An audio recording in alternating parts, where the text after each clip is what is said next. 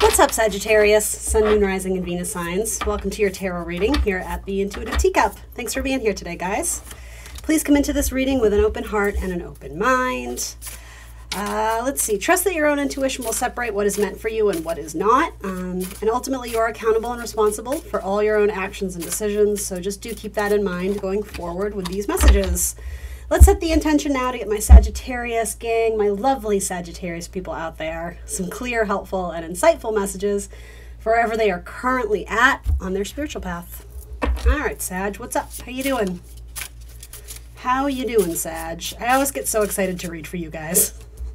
Truth be told, there's some signs that are less fun to read for, and you are not one of them. I'm always excited to do Sag's reading because you guys you mix it up. There's different messages. Some signs you do the same, you get the same message from week to week. Anyway, I don't know why I'm telling you this. It's my Aries energy coming through, the sassy, because we're all in Aries energy right now. All right, Sagittarius, happy eclipse season, guys. Speaking of which, all right, we're gonna start with some oracle cards, and then we will hop into your tarot. You are worthy of beautiful things, the Servant Queen, divine, magnetic, and valuable. Attracting good things into your life. Your vibe attracts your tribe. So keep it high, keep it light as best you can. I know eclipse season is kind of crazy, but let's see. So your business purposeful career card, or money career card, however you want to look at it. Communicate. Sharing your voice to speak your truth will show your authenticity and expression. You have a talent in this communication field. So speak your truth, Sagittarius. And then gemstone, you have two. You have petrified wood. So this is lost. It's only after we're lost everything. I'm sorry, let me try that again. It's only after we've lost everything that we're free to do anything. This is about liberation. What is that expression, or like, you see like bumper stickers and t-shirts, like not all those who wander are lost. I don't know, something about that is coming through. I think there might be a need to take some sort of risk or step outside the comfort zone or take the path less traveled. And that in itself seems like a very lovely message for Sagittarius who typically do, like, you know, a sense of freedom and independence and being curious and pursuing things that are different and unusual, and yeah, seeking sort of like what is foreign to them. Then you also have Tanzanite, possibility. Tell me what it is. Sorry, I can't read today. Tell me, what is it you plan to do with your one wild and precious life? All right. All right, and then this is from the Fearless Fight Like a Girl deck. I thought that was appropriate for Aries season. Fight like a whoever, whatever you identify with. So your fighter card is the Shapeshifter fight. Interesting. Ooh, this seems like a heavier one. Let's see. Buckle in, Sag. Here we go. The Shapeshifter fight. You must be willing in any given moment to change the form of your thoughts. Recognizing outdated beliefs and ill-fitting patterns of behavior are your first step in shape-shifting into a new reality. A willingness to see your inherent golden worth and let go of what no longer serves you is your first step in the defense against the darkness of doubt. Let die what needs to die. The Morrigan goddess of battle, death and companion to the ravens, is now your ally. You are on a journey to become the next biggest version of the highest vision of yourself. Cling only to what you find true and beautiful for you and dismiss whatever insults your own soul. You can shift the shape of your life when you become ruthless about what you deserve and treat yourself accordingly. There's definitely kind of a spooky image here. It's, yeah, interesting. Where does your own maybe like limited belief or I mean, possibly negativity, could be Saturnian energy. Where does the darkness hold you back? Where we're afraid to address the shadow? Maybe if we're afraid to look at ourselves really honestly and ask, you know, the bigger questions, essentially. This deck is wanting to come through.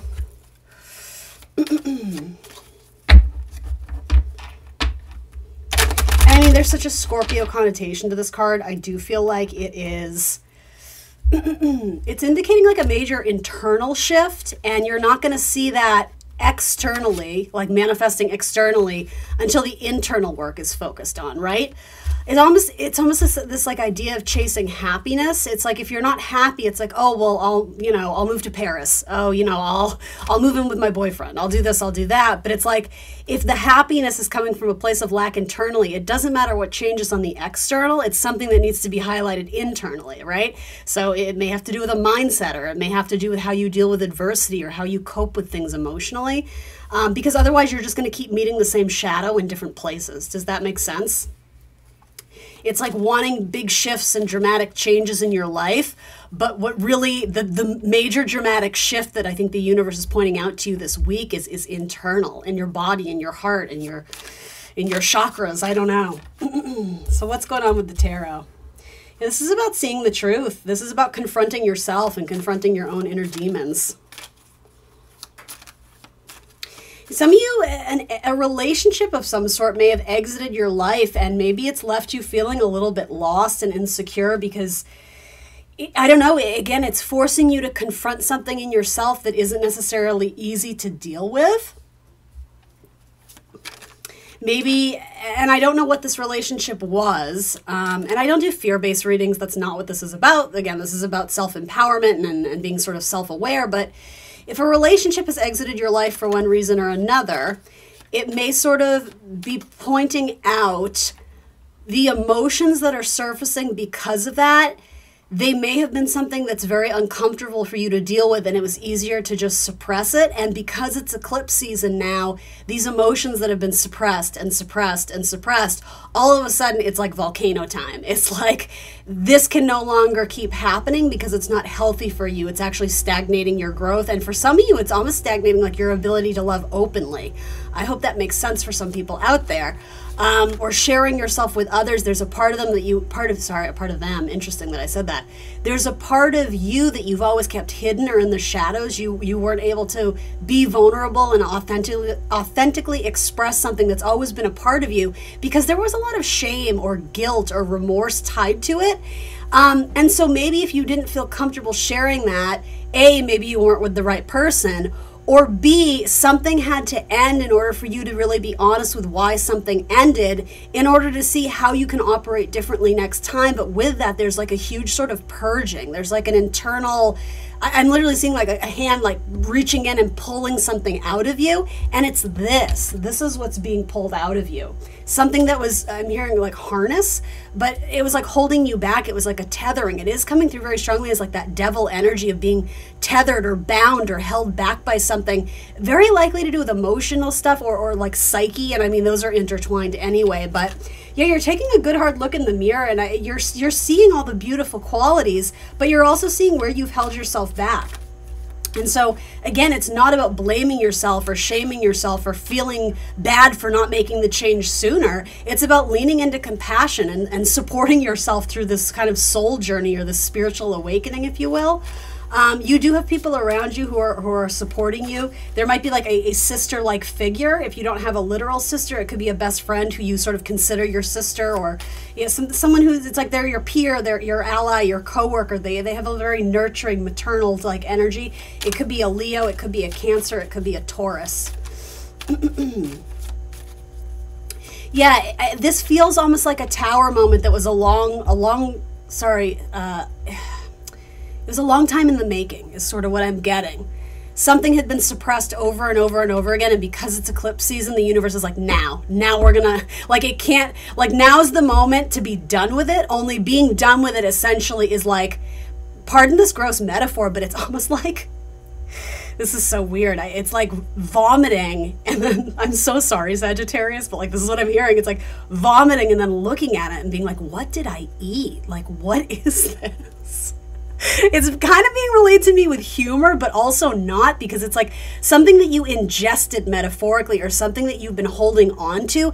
It had to come up and out, and you're looking at it and you're just kind of like, oh my God, like this was in my body. And for you, it has to do with like the psychological stuff, like, oh my God, like I was holding on to this repressed emotions or these childhood memories, and I didn't realize how much it was conflicting and convoluting my path forward with what I thought I wanted and what I thought I needed and what I thought I was worthy of or deserving, versus having this sort of like, it's removing the shadow.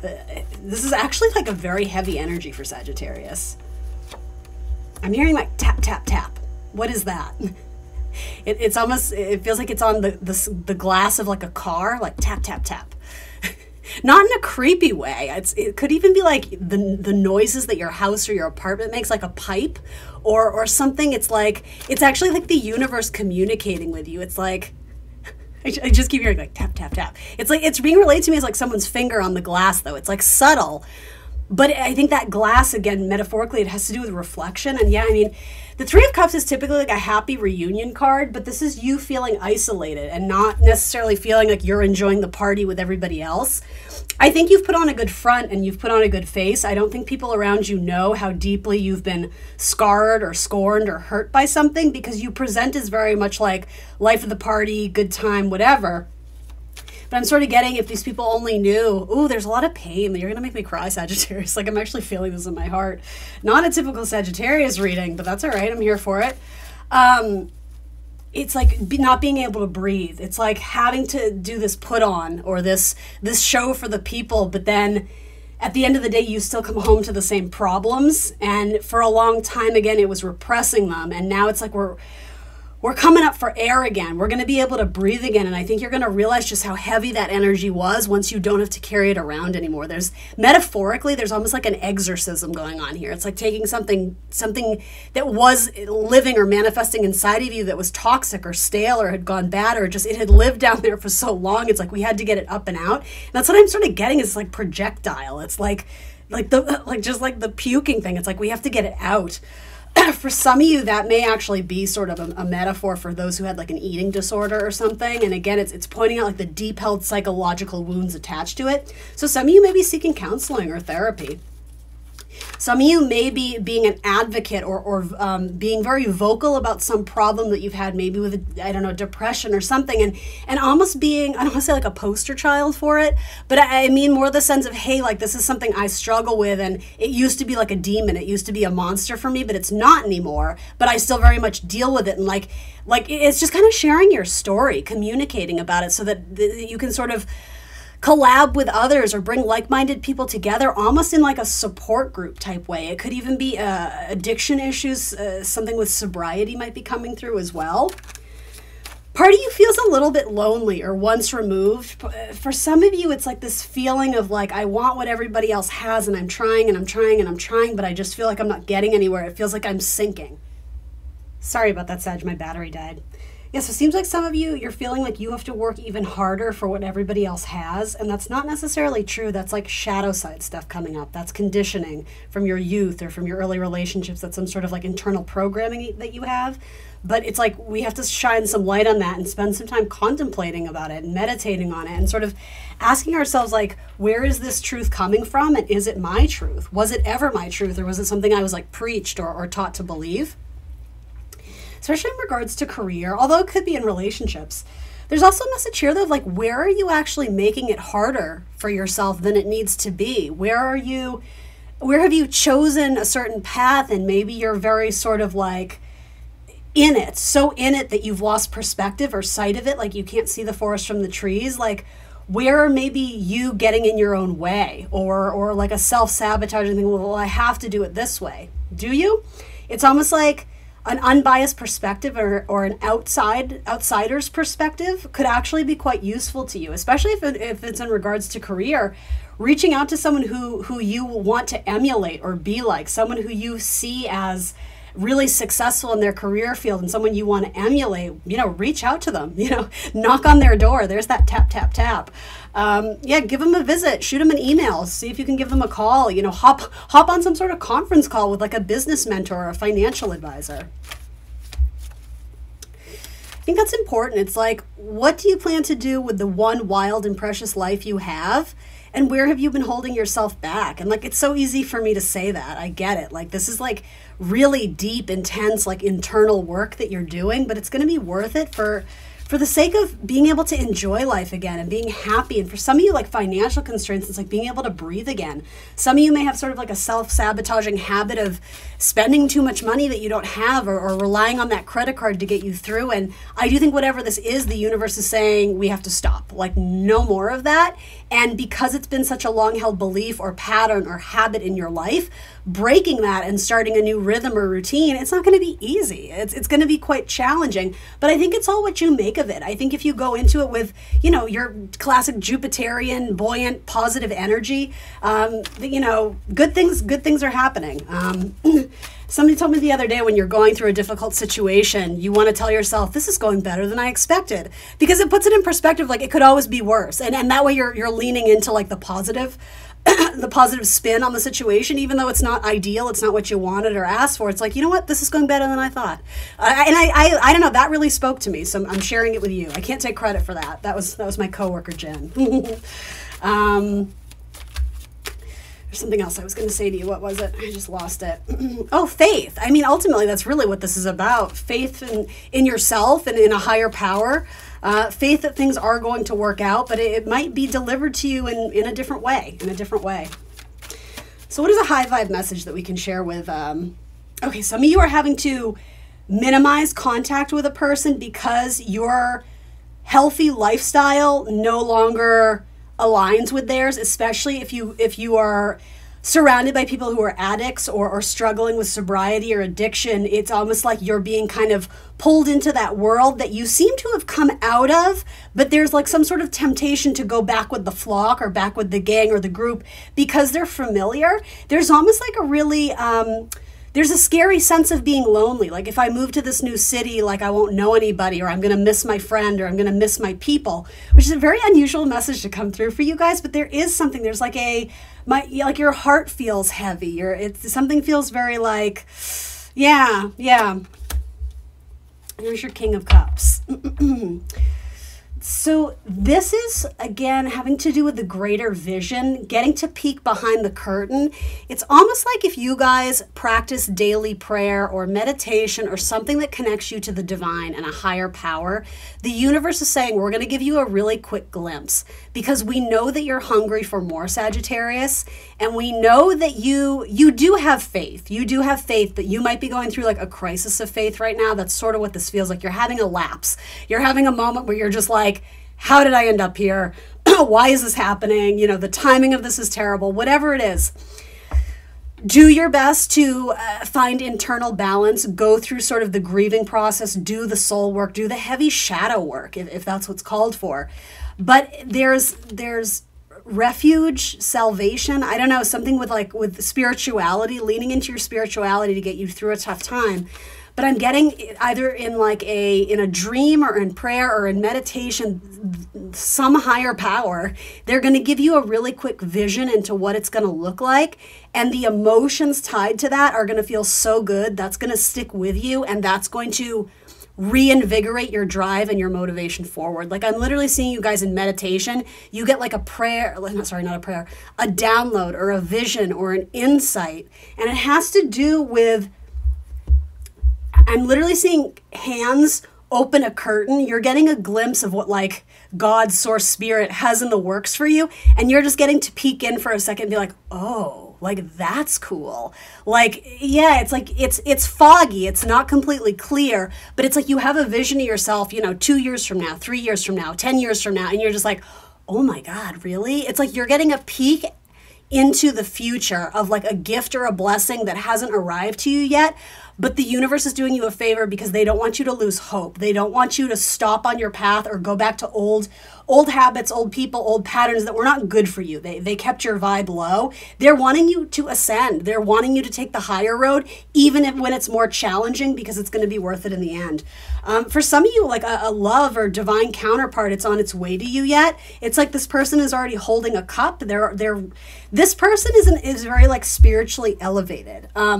They're ready for love and connection and partnership, but they're being very choosy and decisive and discerning about who they let in, because it's taken them a long time to reach this place of peace and serenity. They're not allowing forces into their life that are going to shake that up and disturb it. And I'm not saying that you are, but I'm saying for those of you, the universe is almost saying to me, like, this could be really compatible with Sag, but Sag has like a little bit more work to do before we're going to orchestrate some sort of divine meeting or connection between these people.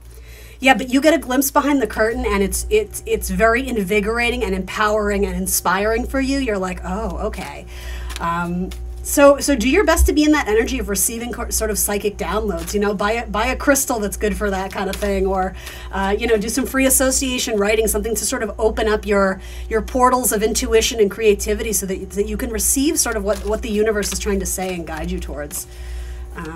I do think spirituality is going to resurface. If it has been an important part of your life and kind of fell by the wayside, I do think there's a new reinvigoration of religion or spirituality and some sort of routine or rhythm within that context. So maybe it's going to church daily, maybe it's daily prayer, maybe it's daily meditation, or for some people, spirituality is climbing up a mountain and feeling like they're in nature, right? That's completely valid. Whatever your version of spirituality is, I see much more of a need for that to establish some sort of solid foundation and consistency. I'm hearing something about like the catching you when you fall. It's like you can always go back to that. That's always available to you. It's always there for you to help you during difficult times of transition.